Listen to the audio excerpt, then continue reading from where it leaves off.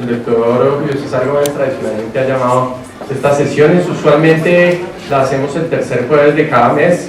Esta vez nos convoca un tema muy especial, que es el tema del ébola. Tenemos una jornada larga, pero muchas gracias a ustedes por acompañarnos, muchas gracias al Ministerio de Salud y al Instituto Nacional de Salud por apoyar esta reunión. Este es un tema realmente muy importante y esta reunión fue ideada inicialmente por la doctora Marta Álvarez, que ha liderado buena parte de este tema, y durante esta noche esperamos darle algunos elementos para entender mejor lo que significa el ébola y para poder dimensionar realmente si existe un riesgo para Colombia o no, y ver cómo nos estamos preparando para eso. Estamos esperando para entrar en línea, entonces en este momento ya estamos en línea por streaming. A los del streaming bienvenidos también, y a ustedes muchísimas gracias por acompañarnos. Presento a la doctora Marta Álvarez. La doctora Marta Álvarez es médica, pediatra, infectóloga pediatra. Hizo su formación de pediatría en Colombia y en Estados Unidos, y su formación de infectología pediátrica en Estados Unidos, con una maestría en salud pública. La doctora Álvarez actualmente es infectóloga pediatra de la Fundación Cardioinfantil y es profesora del programa de infectología pediátrica de la Universidad del Bosque. Marta, bienvenida. Muchas gracias, y realmente estamos contentos de que hayamos podido convocarlos a ustedes.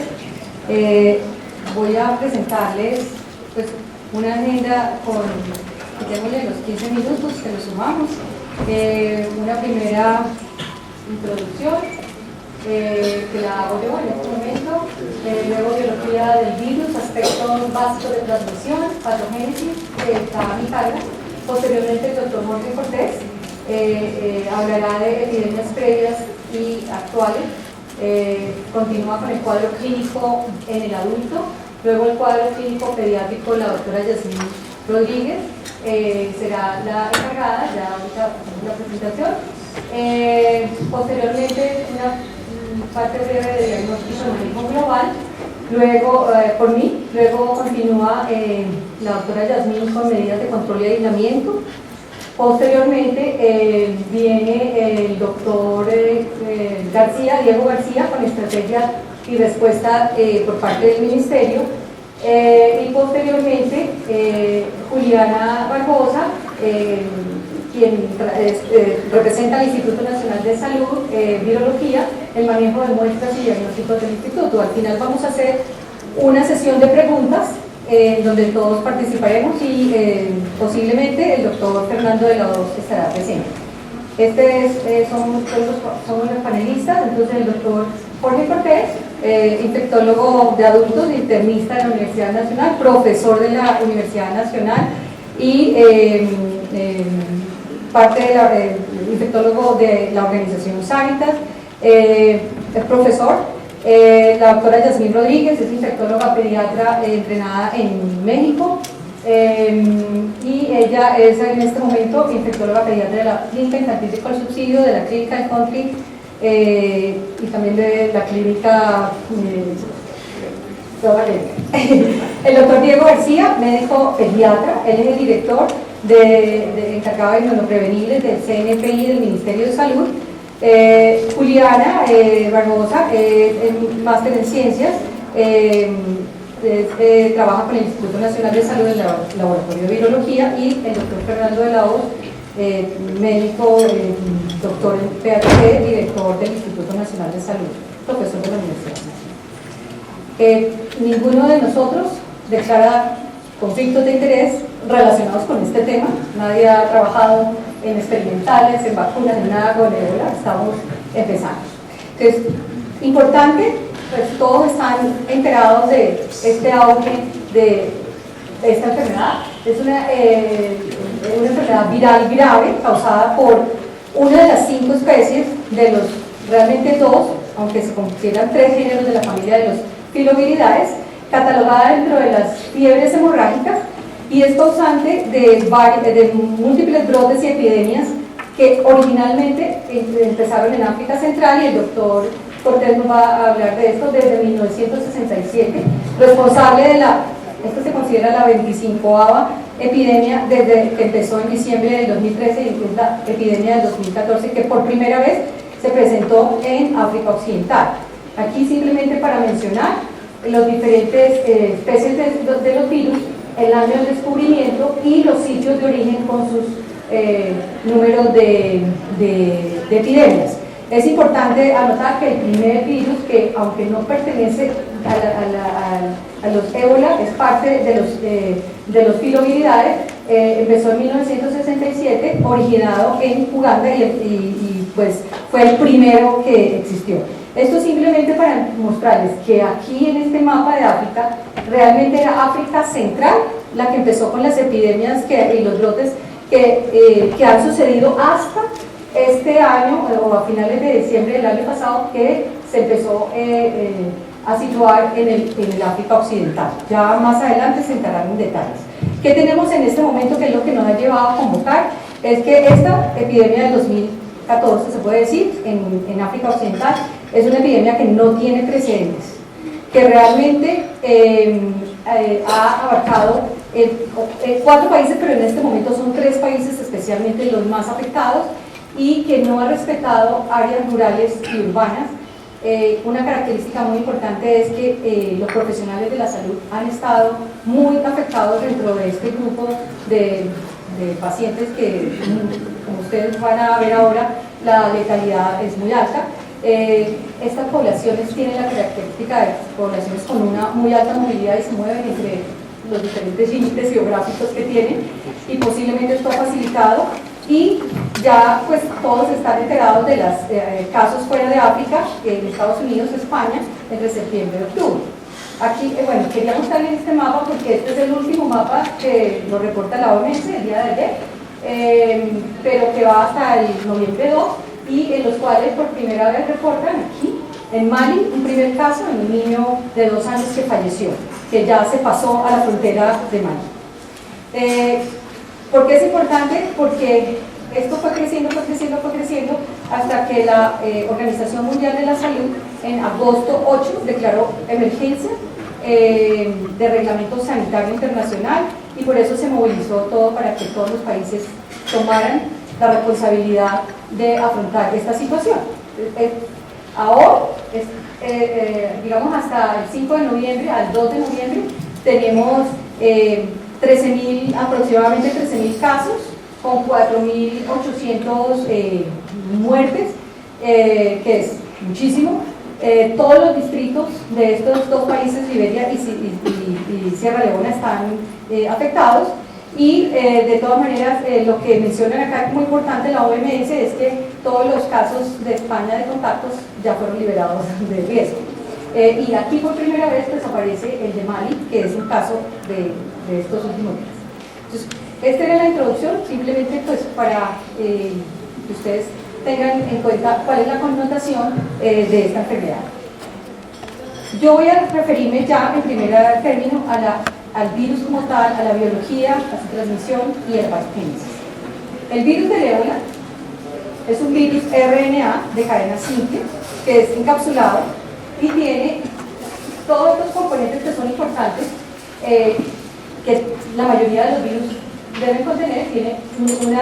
Tiene una nucleocápside, tiene glicoproteínas, que son 3 tipos de glicoproteínas: matriz, una membrana viral y una RNA con polimerasa de solo simple cadena. ¿Qué tiene este virus de especial en su genoma? Tiene un genoma de 19 kbs de longitud que codifica para 7 proteínas mínimas, y ahí van a mirar cómo cada una de las proteínas tiene, por ejemplo, las 4 proteínas que están en rojo son proteínas de complejos que se llaman ribonucleoproteínas, que son las que están encargadas de la replicación viral. Tiene 3 proteínas, que son estas 3 en púrpura, que son proteínas asociadas a la membrana y componen la matriz y la envoltura de las glicoproteínas. El genoma transcribe para 7 especies de RNA, y este es el componente principal que se está trabajando para vacunar. ¿Cuál es la taxonomía general del virus de ébola? pertenecen, ya le dije, a los filoviridae, y el género Evolavirus comprende 5 especies. Esas 5 especies le han dado un nombre de acuerdo al sitio de origen, ¿sí? Y pues cada una ha tenido en qué época se han presentado. Entonces, Zaire, Evo es Evo beta Z, Sudán con la S, ves con el virus que está causando problemas, este es de Costa de Marfil, y el último virus es el Vindiguyó, Evovavirus. Es importante porque son nombres africanos, no son fáciles de pronunciar. Es importante tener en cuenta que en la patogénesis de este virus se piensa que el reservorio son los murciélagos, muy probablemente los murciélagos de frutas, que son muy frecuentes en áreas, digamos, rurales del África. Estos murciélagos cargan el virus y lo pueden transmitir produciendo episodios en primates no humanos. También pueden afectar ciervos, y estos animales pueden, por contacto cercano o por contacto con los murciélagos, o se supone que también consumen murciélagos, sopa de murciélagos en el África, pueden, digamos, llegar a un primer caso humano. Este primer caso humano pues va a seguir la replicación, el contacto, la diseminación a otros. Es importante que son múltiples los mecanismos implicados, pero lo que más afectan son las células dendríticas, que son las células blancos, son los fagocitos, y las células dendríticas que van a estar envueltas en inmunosupresión. También van a comprometer los hepatocitos y otras células, como por ejemplo las células renales, causando disfunción orgánica, y finalmente células endoteliales que van a ser responsables de la cascada inflamatoria y del fenómeno de coagulación intracelular diseminada. El papel de los macrófagos y las células dendríticas es muy importante. ¿Por qué? Porque estos van a ser los responsables de la liberación de citoquinas, y van a ser responsables además de alterar la apoptosis de los linfocitos. Aquí vamos a mirar cómo, por ejemplo, lo más importante es las 3 células blanco que decía, las células endoteliales, los macrófagos y las células dendríticas. A nivel de las células endoteliales va a haber pérdida de las barreras, y ayudan a la cascada inflamatoria, y va a llevar a todo este fenómeno inflamatorio con coagulación intravascular diseminada. Los macrófagos van a ayudar a la expresión del factor de fibrosis tumoral, y con los demás, las citoquinas, a diseminación intravascular diseminada. Y por el lado de las células dendríticas, pues ellos van a ayudar a disminuir la respuesta inmunológica, y va a haber una inmunosupresión. No se sabe el efecto sobre los linfocitos, pero básicamente lo que se piensa es que a través de las células dendríticas se hace una apoptosis y una pérdida, y estos pacientes característicamente van a tener una linfopenia severa, que además lo va a predisponer es una inmunosupresión severa y a infecciones adicionales. El valor y el papel de las células NK, que son muy importantes en todos los procesos virales, no se conoce. Se supone que están depletadas, pero no se sabe por qué mecanismo, si es directamente por el efecto de las células dendríticas humanas. Como el virus tiene, ustedes recuerdan, glicoproteínas, esas glicoproteínas van, digamos, a ser importantes en este fenómeno de respuestas de patogénesis, y existe una primera, digamos, glicoproteína monomérica, que después va a formarse endimérica, que se une a los polimorfos nucleares, haciendo que se bloquee la acción de los polimorfos nucleares, y luego se van a unir a las células endoteliales formando la forma trimérica, y es la responsable de todo lo que anteriormente les mencionaba. En cuanto a la respuesta inmunológica, Lo que se sabe es que la evolución depende de la respuesta, la evolución clínica depende de la respuesta inmunológica del huésped. Es importante anotar que lo primero pues, que se va a detectar en los primeros días va a ser el antígeno, luego va a empezar la producción de anticuerpos. Inicialmente, aquí está la IgM, que puede empezar desde el tercer, cuarto día, tiene un pico, pero va a demorarse hasta un mes. La inmunoglobulina G empieza más o menos a partir del quinto día y tiene su pico hacia la tercera semana con disminución posterior más lenta que la IgM, pero puede ir disminuyendo en el tiempo, aunque digamos se puede detectar. En los pacientes que tienen un desenlace fatal, lo que se ha visto es que la respuesta de anticuerpos es muy lenta y muy probablemente pues no tiene cómo defenderse. No se sabe cómo sea la respuesta específica del linfocito. Y la muerte usualmente se relaciona con pobre respuesta de anticuerpos temprana. O sea, en los que producen buena respuesta de anticuerpos parece que se defienden más. Aquí ya para ver el ciclo entonces viene el reservorio, supuestamente murciélagos de frutas. Este se mantiene pues, en el ambiente y por eso va a estar mientras exista este reservorio. Y este virus se disemina a lo que les decía, a los primates no humanos, lo que le llaman musaraña, antílopes, y luego se va lo que les decía la episodia en primates, que en algún momento, sea porque encuentran, ellos están siempre en la selva, por ahí en la área rural y encuentran un chimpancé muerto, lo pueden tocar y pueden, o el consumo de sopa de murciélago. Entonces empieza un primer hombre infectado y luego pues la transmisión secundaria. Entonces como este evento, bueno, el periodo de incubación de promedio de 11 días, pero va desde 2 hasta 21 días. Los 21 días son muy importantes.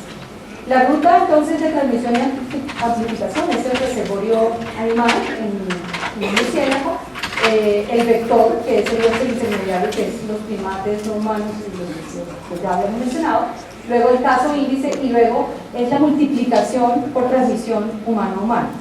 ¿Cuáles son los modos de transmisión? Porque esto es importante para las medidas de prevención. Contacto con reservorio natural, sea por, no es tan frecuente, puede ser el inicio del brote y es tocar o comer el animal infectado. También contacto con cadáveres humanos o de animales infectados, ya sea tocar. En el África se acostumbra a que los cadáveres, ellos mismos los preparan, las personas, y no que los preparan otros, y la misma familia está incluida, y muchos de los casos pues, son adquiridos a través de eso, con alta transmisión. Luego, el contacto con fluidos corporales del paciente infectado, que puede ser sangre, orina, vómito, saliva, sudor, la leche materna, órganos, otras partes del cuerpo y semen. Es importante semen porque hasta 60 días no pueden tener sexo. Sí, pues, yo creo que no tiene ni ganas. Oral, conjuntival, todos estos son a través de los cuales se transmiten la mucosa nasal, la oración en piel, sexual y objetos penetrantes. También existe una parte muy importante que nos corresponde y nos compete a nosotros, que es la transmisión nosocomial. Por eso, parte del manejo posterior es evitar todo lo que sea de agujas, jeringas, material contaminado o fluidos infectados.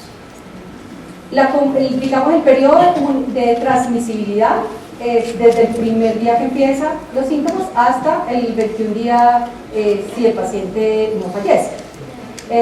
No hay o no se ha demostrado que haya estado portador, y la inmunidad básicamente es la humoral, aunque la celular no se conoce. Ya para terminar es qué pasa con el virus en cuanto a sobrevivir por fuera. Sobrevive, no puede, digamos, es muy baja su sobrevivencia por fuera del cuerpo infectado, sea de los primates o de los humanos, pero puede sobrevivir algunos días en los líquidos corporales, los fluidos corporales, como sangre, vómitos o en los cadáveres. Y es importante que es sensible al cloro, calor, luz solar, jabones y detergentes que lo destruyen.